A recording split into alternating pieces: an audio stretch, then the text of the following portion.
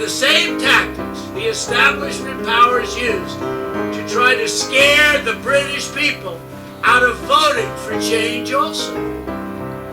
It didn't work there, and it's not going to work here.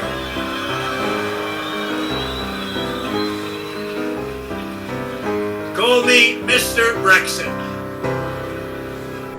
Can Trump still win in 2020, despite being 10 points behind Biden in the polls?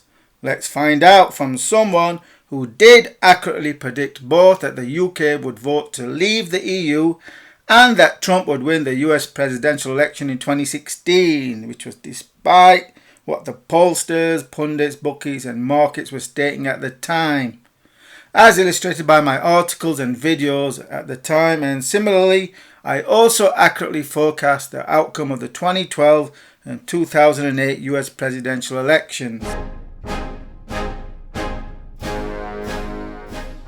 So will November 3rd election earthquake trigger a stock market tsunami, or just a few inconsequential waves lapping on the market shore? Here we stand just a few days away from the US presidential election, with the liberal mainstream media in a state of electoral fever as their preferred candidate is way ahead in the polls, looking set to win, just as their favoured candidate Hillary Clinton in 2016 was way ahead in the polls.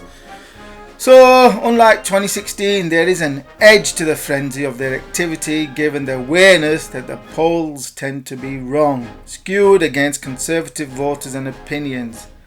However, 2020 is even more chaotic than 2016, as this year there is the backdrop of the Chinese virus raging across the US, and especially in many US swing states, that is contributing towards new cases of infection soaring to new pandemic heights, with deaths already having broken above 230,000, near double all of the US lives lost in all of the wars since 1945.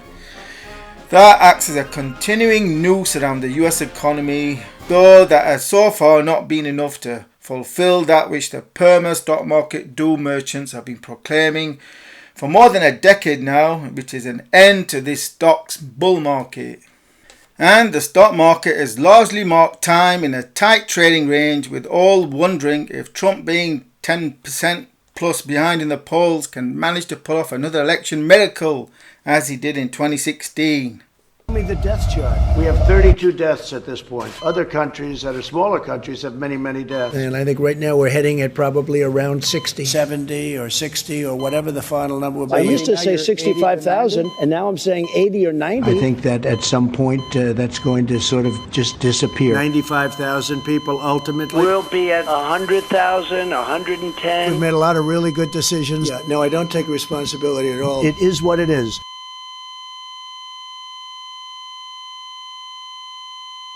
Come on, man. Come on, man. Come on, man. What is he doing? Come on, man. Give me a little break here. But everybody knows who this guy is. Come on, man.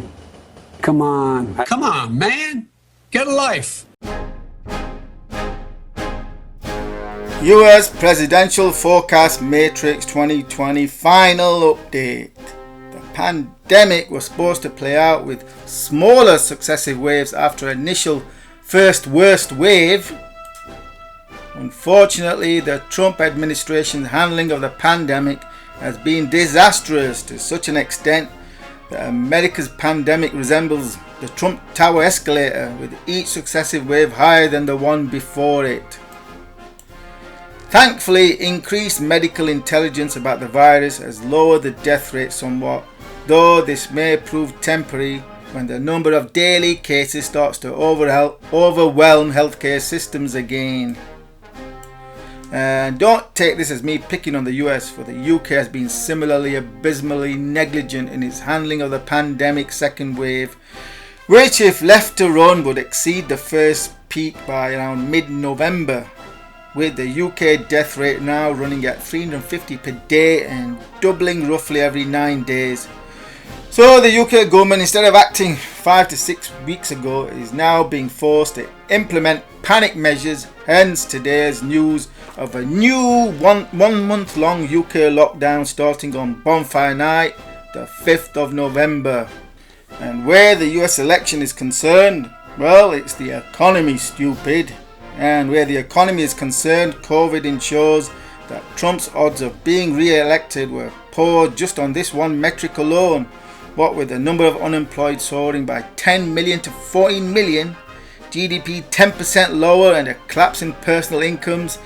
Then the stock market decides to take a dive last week. All of that is before taking into account the electoral impact of 235,000 dead Americans, en route to what, 500,000 by the end of winter? As Biden would say, come on man! Trump always had a poor chance of winning under such dire circumstances. Therefore, my final forecast conclusion remains unchanged in that I expect Biden to win on 49.1% of the vote, with Trump losing on 46.4%, with the balance distributed amongst the independents. However, it should be noted that Hillary did win the popular vote in 2016, i.e. 48.2% to 46.1%. Though I have factored in a 0.8% electoral college advantage to Trump in my matrix, because at the end of the day it is electoral college that determines who wins, then the popular vote. In which respect I expect Biden to win over 300 electoral college votes. So unlike 2016, I am not expecting this election to be close. But what happens if there were no Chinese virus pandemic during 2020? Well, in that case, Trump would have easily beaten Biden on, say, 49.8% to 45.7% for Biden. And could Trump pull off another election miracle like 2016? Well, in an earlier video, What Happened in 2016 illustrated that when one is dealing with intense delirium and intense mainstream media delusional bias, then yes, it is possible, even if I and many others are unable to see how, that it could be possible this time round again that Trump could win. And CNN projects Donald Trump will carry the state of Florida, Kentucky, Indiana, West Virginia, Oklahoma, Tennessee, Mississippi, South Carolina, Alabama, Kansas with its 6 electoral votes, Nebraska with its 5 electoral votes, and Wyoming with its 3 electoral votes, North Dakota with its 3 electoral votes, and South Dakota, Texas, Arkansas. He has now taken the lead. Donald Trump has 128 electoral votes. Louisiana, the state of Montana, Missouri, Ohio. He has 167 electoral votes compared to Hillary Clinton's 109. Idaho, North Carolina, Georgia, Iowa, Utah, Wisconsin, Arizona.